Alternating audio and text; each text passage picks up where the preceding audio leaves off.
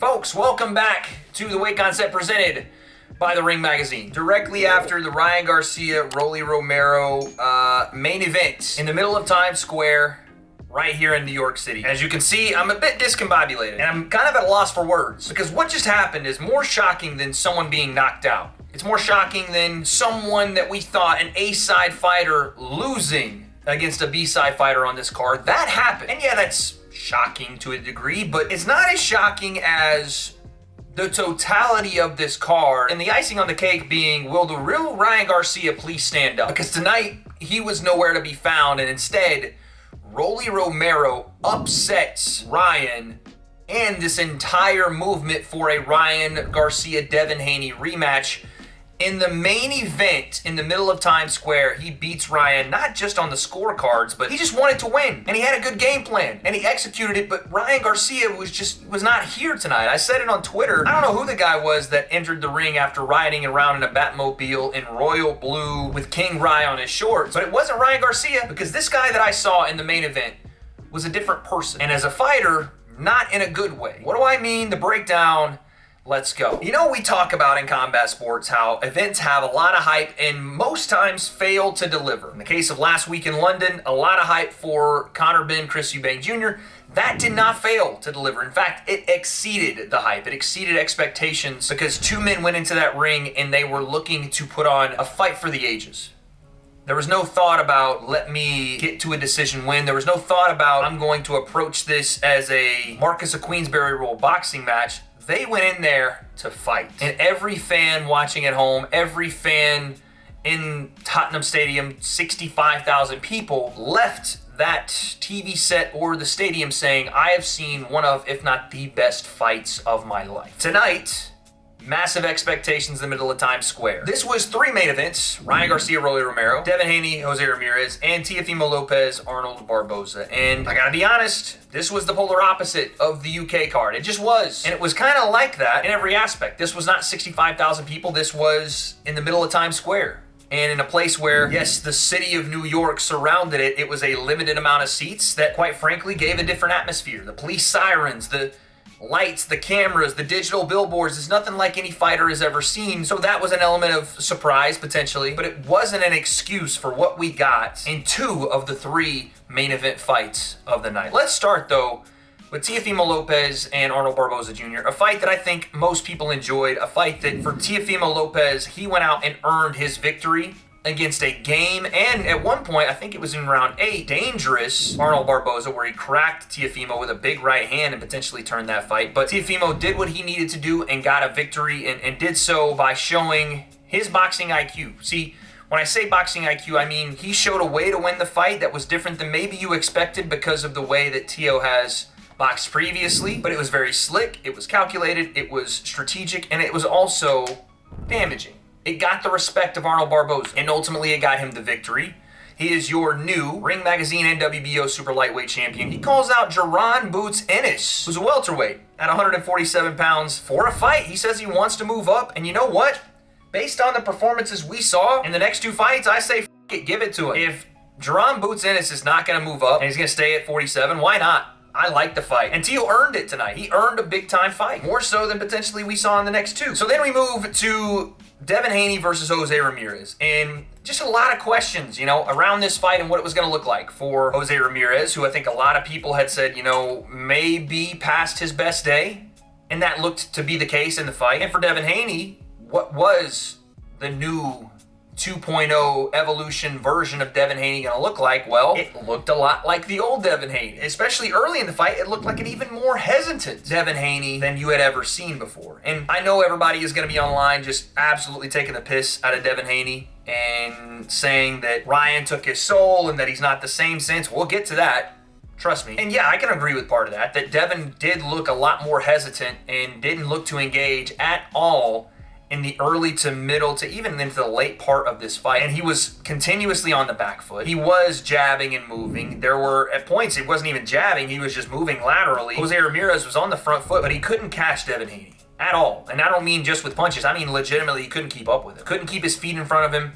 Devin would bounce laterally, slide out, jab. And there were moments where he did show some combinations, but outside of maybe a jab early on that kind of shook him a little bit. There was really no danger in this fight for Devin Haney, and he won going away super clean. I mean, he said he was going to dust Jose Ramirez, and he did. I think it's just the way he won, and I don't know if people forgot how Devin Haney fights, but he is very much a defensive, conservative fighter that relies on his jab and his feet to be his base for fighting. He will throw combinations in spurts. It's usually a right hand and a hook, or a hook right hand, or a jab and a hook right hand, or something to the body and circle. But outside of the Ryan Garcia fight, there's never been a Devin Haney that stands in the pocket and looks to trade. That's not who he is. I think maybe people forgot that, or maybe they were drawn into this idea that Devin was going to be a power puncher because Shane Mosley said he had fixed Devin's power in camp.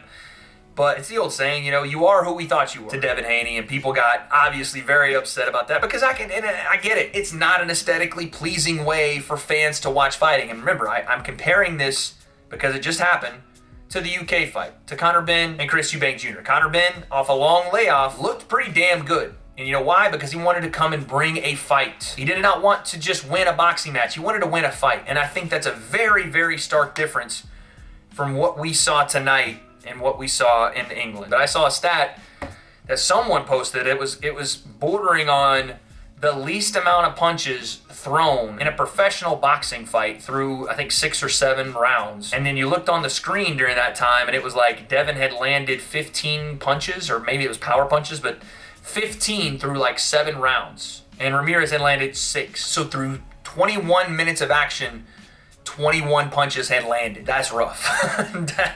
That is not boxing to me, right? Now, again, it is the art of hitting and not being hit, but part of that, and the biggest part of that, is hitting. It didn't tell me anything I didn't know about Devin. In fact, it made me question a little bit more about where his mind was and the confidence was, because especially early in the fight, he did not look to engage at all, was on the back foot. So I had my questions like, man, Ryan may have actually broken Devin. Ryan, it maybe has actually taken a piece of Devin that will never come back. But at the same time, I remind myself, outside of the Regis Prograis and Ryan Garcia fight, this is a lot of what Devin does well. It's one of those performances where you look at Devin Haney, if you're going, oh, I'm so disappointed in that, I would question you and go, why? Because he has shown you that is who he is. That is who Devin Haney is when he fights. If anything, be disappointed that the blueprint was laid there by Ryan Garcia in their fight on April 20th, and Jose Ramirez either didn't execute it or couldn't.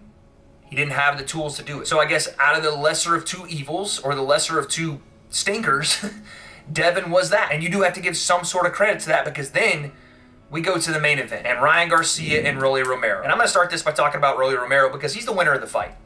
He upset Ryan Garcia in Times Square, and he should be given the respect of talking about him and what he did versus what Ryan Garcia didn't do. That's not fair to Rolly. We'll talk about it, but we're going to talk about Rolly first. He came into this fight with myself and everybody included thinking, okay, after watching what Ryan did to Devin Haney, after watching Rolly get put down twice, Rolly's 2-2 in his last 4 after winning a belt. This guy may not be the same dude anymore, speaking about Rolly.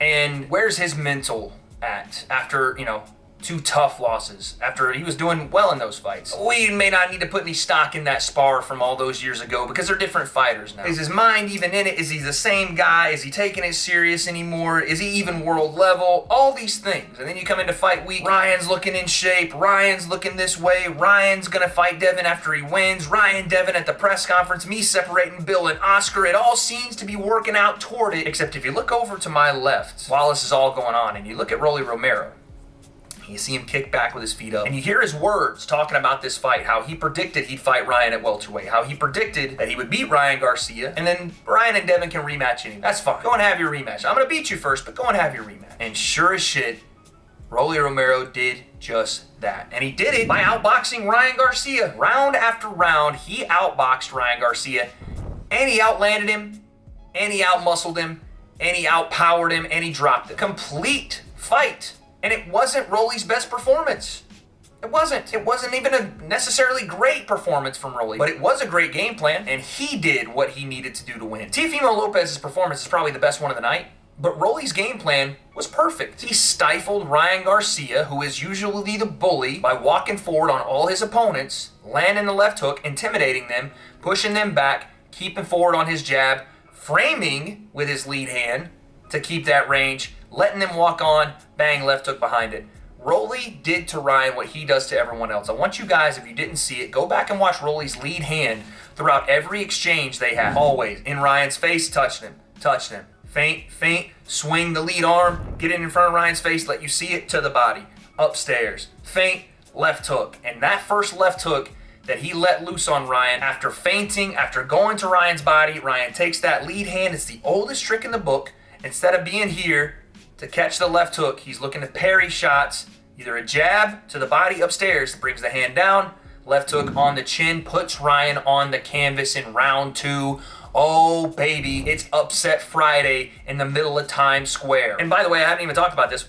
I was live for a watch party with True Geordie on the rooftop of some extravagant hotel. I'm watching on the watch party. We hear a roar because, as you guys know, if you've ever seen syndicated television, the feed of the television is not going to be synced up 1-to-1, right? What's happening in real time is usually 5 to 10 seconds behind your feed, and then the DAZN feed is 5 to 10 seconds behind that, right? We hear a roar, and both True Geordie and I think, Ryan must have just rocked Rolly. Oh my goodness. Turns out it was the opposite. Big left hook puts Ryan down, and from that moment, things were never the same in this fight. And I think it's for a multitude of reasons. Number one, the left hook and the power that was talked about with Rolly Romero. I mean, Tank Davis said, listen, Rolly's got the hardest punch I've ever felt. Not Ryan, it's Rolly. You look back at that spar, and Rolly was just so much stronger than Ryan. And even in this fight, Ryan kept talking about how he was the bigger guy, but you looked at Rolly, and he had muscles on his muscles. In the clinch, he was throwing Ryan around, making him uncomfortable. And again, he just outboxed him. He outboxed Ryan Garcia, and Ryan was gun shy after that moment. He didn't look for his jab, which, by the way, before that, he was landing at will, just bop with the jab. He didn't look for any right hands. Derek James in the corner screaming for Ryan to look for the right hand to circle to Ryan's right, which was, yes, toward the hook of Rolly, which is probably why Ryan didn't do it, but to set Ryan up to throw the right hand over the top, to catch and counter with the right hand, or to catch and throw his left hook, and it just wasn't there. Ryan was in his own world. He was in some completely other world. And Geordie said something on the stream that does, you do have to ask the question, whether you believe it or not, for the people that wanted to question Ryan's performance against Haney. Was it enhanced? Was it PEDs? You look at this fight, and again, whether you believe that's the case or not, the people that did believe it have an argument now. They have an argument to go, did you see that performance versus the one tonight? It's not to take away credit from Rolly, because Rolly had a great game plan. He did what Ryan does to guys. He's framed him with his jab, level change, jab to the body, swarm Ryan with punches. Ryan covered up, didn't want any part of that when Rolly entered range, when you usually see him snap off the left hook, right hand frame, back to the right hand, left hook. There was none of that tonight. It was a ghost of Ryan Garcia.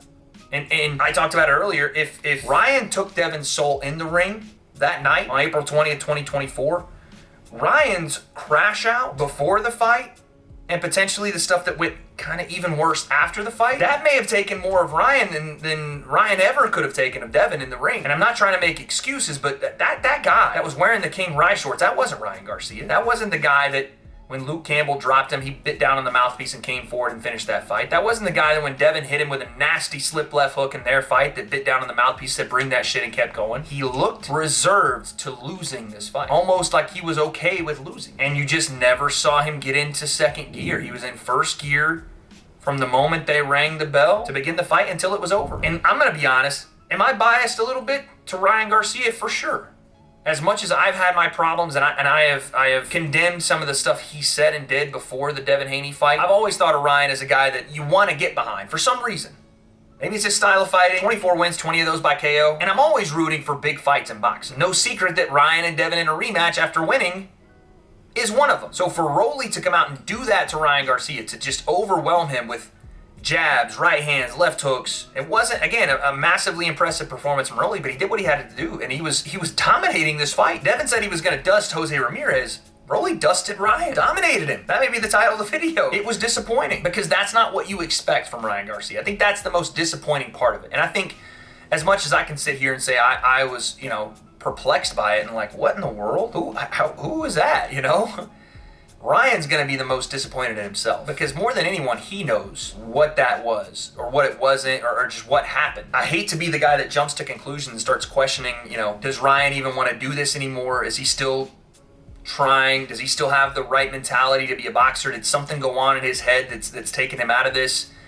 Or was it just a bad night? These are the things that unfortunately you have to ask now because of how bad that performance was from Ryan Garcia and how badly Rolly exposed it. Because Rolly did expose it. Listen, we talk about Devin Haney and how that was a bit of a flat performance. Not a bit of, it was a flat performance. Jose Ramirez couldn't expose it. He couldn't get to him to really put the pressure on him and show that Devin wasn't necessarily fully confident and fully back from the year-long layoff. But Rolly sure did. Roughed Ryan up, bullied him. He was bullying the bully. As tall as Ryan was, he wasn't bigger than Rolly tonight. Rolly was a brick shithouse in there. And he just kept winning round after round as Ryan just refused to throw punches. And that's about as simple as it gets. I know you guys are looking for the big crescendo where I tell you, and Ryan's...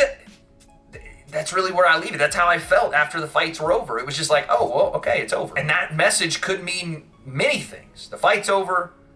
Ryan's time at the top, potentially. This rivalry with Devin Haney, potentially. All that could be over. Because the Ryan Garcia I saw tonight is not one I've ever seen before. And it's not going to be one that succeeds at the world level at 47. Not with guys like W.A.D.E there. No. And again, Rolly called this. Him and Devin could go rematch. I'll still watch that fight. I don't know what version of Ryan we're going to get. I know what Devin we're going to get. And if that Ryan shows up to fight that Devin's going to beat him. And again, for the people that wanted to talk about how Ryan looked different and was it PEDs or wasn't it? Again, I don't think Ryan knowingly took any PEDs, but they're going to have an argument now because that was a completely different fighter than I've ever seen. Just a bit of a deflating main event there, and that's not Rolly's fault. Rolly did exactly what he should have done, and as far as what's next for him, I have no idea. I saw him and Devin had words. Maybe Rolly decides to actually take that Devin Haney fight, right? He is now the WBA regular world champion at 47. I don't think that they're going to be in a very big hurry to line him up with Boots. Boots has an opponent, by the way, right now, but I'm just saying, I don't know. Maybe that's what Rolly gets, and maybe that's what he deserves, because you know what? Fuck, man, he came and won this fight in the main event, and he did it by knocking Garcia down, and he did it by outboxing Ryan Garcia, and he did it by outmuscling him and putting that power on him and turning Ryan into a fighter we have never seen, and he deserves that credit. So congratulations to Rolly.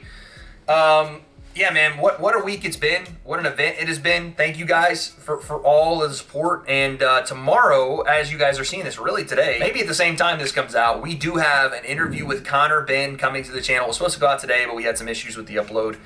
That's coming to the channel today. Stay tuned because we also have another interview with a good bud of mine.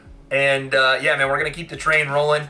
New content coming as soon as I get home. I got to go to commentate some fights this week again, so I'm actually not going to be home for very long, but all kinds of craziness in the pro boxing, pro combat sports world. We're going to get back to some influencer boxing as well and talk about that, and I saw some news that I want to cover when I get back home. But thank you to the Ring Magazine. Thank you to you guys for watching. What happens next for Ryan Garcia, quite frankly, I have no idea. I don't think he knows. I think he needs to do some soul searching, and whatever he finds, I don't know if it needs to be the crazy Ryan or the crash out Ryan, but he needs to find that version of himself that isn't hesitant in the ring, that isn't gun shy in the ring, that isn't taken by the moment, or else this is not going to work at the top level for him anymore. For Devin Haney, it seems like he's getting back on track. Again, a dominant win from him. As much as on paper it was dominant, in reality it was a tough watch. But I guess the fighter that stood out to me tonight was, on a good side, Teofimo Lopez. What a performance he had in his own backyard in New York City.